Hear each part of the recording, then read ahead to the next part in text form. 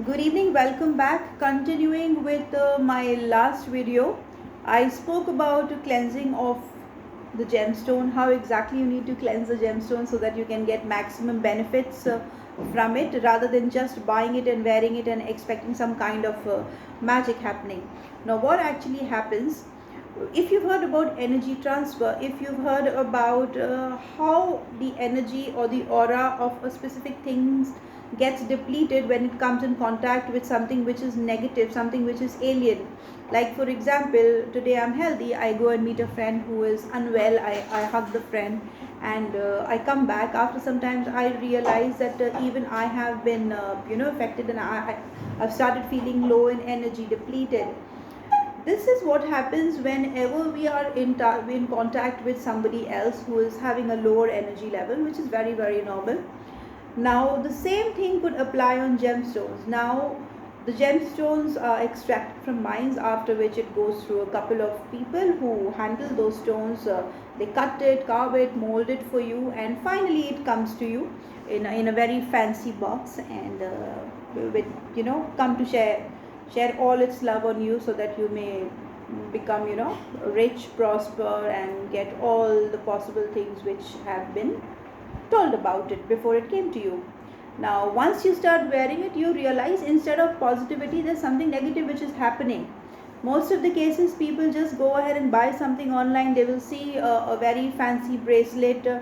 Like for example, let me cover black tourmaline. These days, black tourmaline is something which has just become a joke.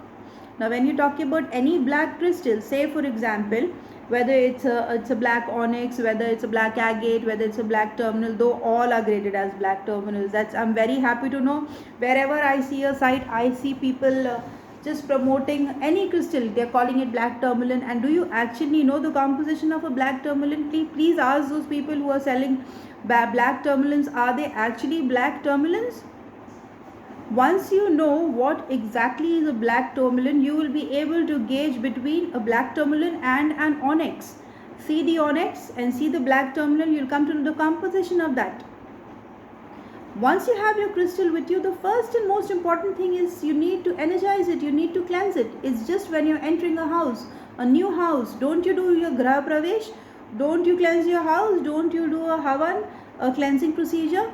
So how do you go ahead and just wear a bracelet, whether it's looking fancy, whether it's very beautiful? How do you wear it? Get your gemstone, treat it as your own baby, cleanse it. After you cleanse it, you need to invoke the positive energy in that.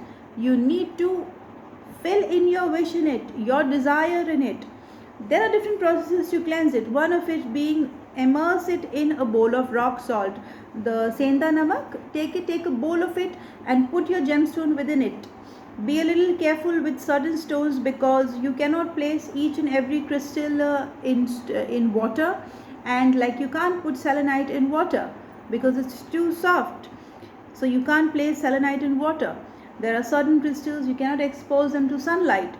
So whenever you have an issue cleansing your gemstones as well, you can get in touch with us. Our experts will help you. I personally would check the aura of the crystal before suggesting it to you.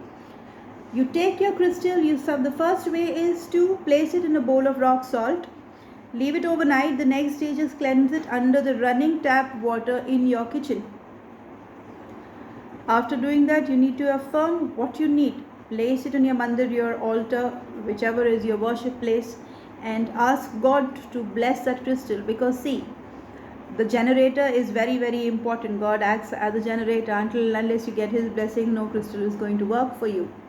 After which, you need to go ahead and wear it at the right time. Now, the right time, why? You need to check, say for example, you need to wear a gemstone which represents moon. Check any of the days on which the nakshatra of moon is governing.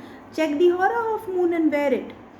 Say if it's Hasta nakshatra, okay, you know that you can go ahead and wear it. If it's Rohini, you can wear it. That means you need to be so specific before just wearing something. Just going ahead and wearing a bracelet or else any beautiful crystal which you saw online is not going to make you wealthy. It may make you wealthy, but it will not help you to be prosperous. Prosperous covers a lot of different areas of your life. You need to be happy, you need to be contented, you need to be healthy, you need to have money, you need to have luxuries. Just by having wealth, what would you do? So make sure maybe you buy a gemstone by which, yes, you're getting wealth, but that same gemstone somehow is activating the sixth house of debts and diseases or as unexpected loans. Then what would you do with that? You're getting the wealth, but yes, it is going somewhere else. So make sure when you get a gemstone, firstly, know which is your gemstone. Secondly, know which are the houses which are getting activated when you're wearing the gemstone. Thirdly, where exactly is this planet situated on your chart? Where is it placed on your chart? If it is placed, what is the combination it is giving? Is it giving you a 2-5-11 or is it giving you a 2-8-12?